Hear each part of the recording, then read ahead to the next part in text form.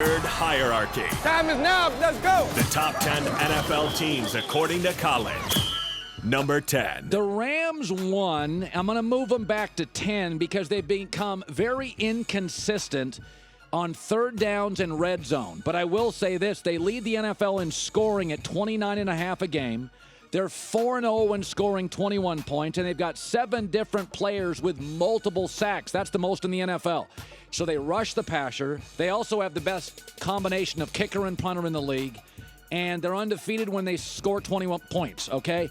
I do worry about sometimes Goff. Not going to make plays with his feet. In the red zone, they've been sporadic, but this is as good a number 10 team as I've ever had in the herd hierarchy. They're probably better than this, but I want one more week with them. Number 9. Pittsburgh Steelers. Again, people like them more than I do. Now, they're tied for the second most sacks in the NFL with 20. That I love. And they've averaged 397 yards over the last 3 games. That I love.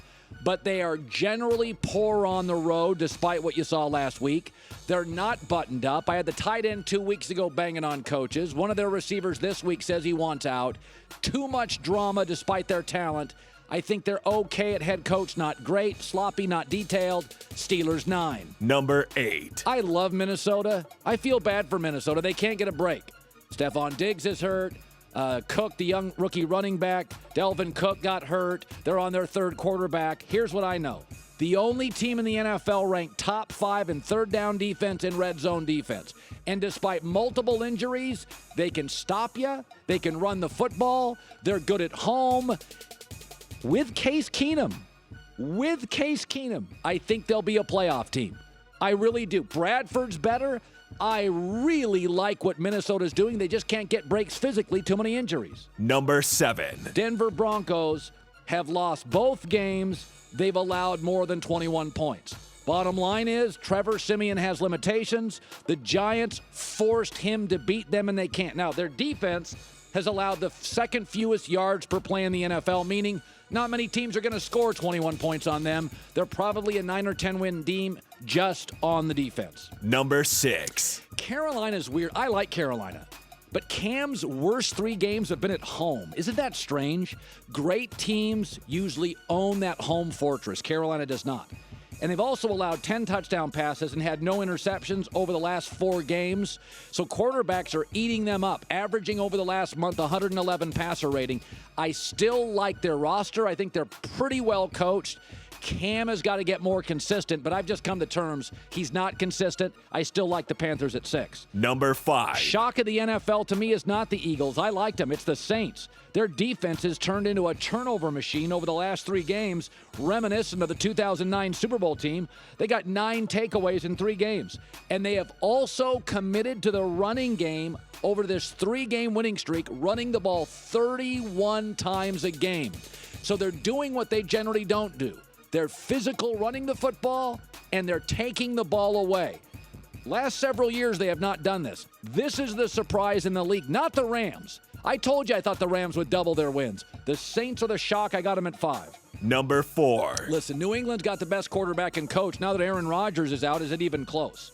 The Patriots have 4 different players with over 20 catches and 300 yards. That is the most in the NFL. Dorsett, and they got in that Jacoby Brissett trade, is just now starting to become part of the offense. I actually love their offense. They do not have a pass rush. Over time, the best teacher in this league is Bill Belichick. Can they elevate it? Can they coach it up? Probably. I still think it's a top 4 or 5 team in the NFL, despite the fact they give up 400 yards total offense in all 6 games. You can move the ball in this team. They have to become better situationally at defense. Number 3. Seattle Seahawks have the best red zone defense in the NFL, by far. Russell Wilson's the only quarterback in the NFL completing 60% of his throws when pressured. That's a big stack because only Carson Palmer's been pressured more. Listen, Doug Baldwin's a star receiver. Russell's a star quarterback. I don't love their offensive line. Special teams, defense, coaching, GM, I do like. And they play with a speed and an intimidation factor, especially at home, that I don't think anybody else on their best days duplicates. And they beat a Rams team in L.A. despite being outplayed. And the Rams are pretty good. Number 2. Still like the Chiefs. They're number 2 in total offense. Number 2 in scoring offense. Number 4 in rushing offense. That's going to be good because Alex Smith, when the weather gets cold and windy, can't throw it down the field like he can now in September, October. But they are not playing great football defensively. Yeah, Alex Smith completes 72% of his throws. Dink, dunk, dink, dink, dink, dink, dink. You got to throw it over the top later in the season to have success. You got to have more dynamic downfield throws. But I still think coach quarterback's good enough to win 10, 11, 12 games. Number 1. I predicted they were a Super Bowl dark horse. I picked them to win the NFC East, first in the league in third down percentage. That's a great stat. Number 1 in rushing defense. That is a great stat. They force you to throw, and they can run when they want to run. Third down is a huge stat. It means you're well coached. It means you got to push on the offensive line. It means you got a good mobile quarterback, generally, who can make plays with his feet, and you can run the football on your terms. Philadelphia, one of my dark horses for the Super Bowl, number 1 right now. Tennessee's close, didn't make the list. Thanks for watching. Subscribe here to get the latest from the show. Also, be sure to check out more of the best clips from The Herd or go watch a few segments from the newest show on FS1, First Things First, with Chris Carter and Nick Wright.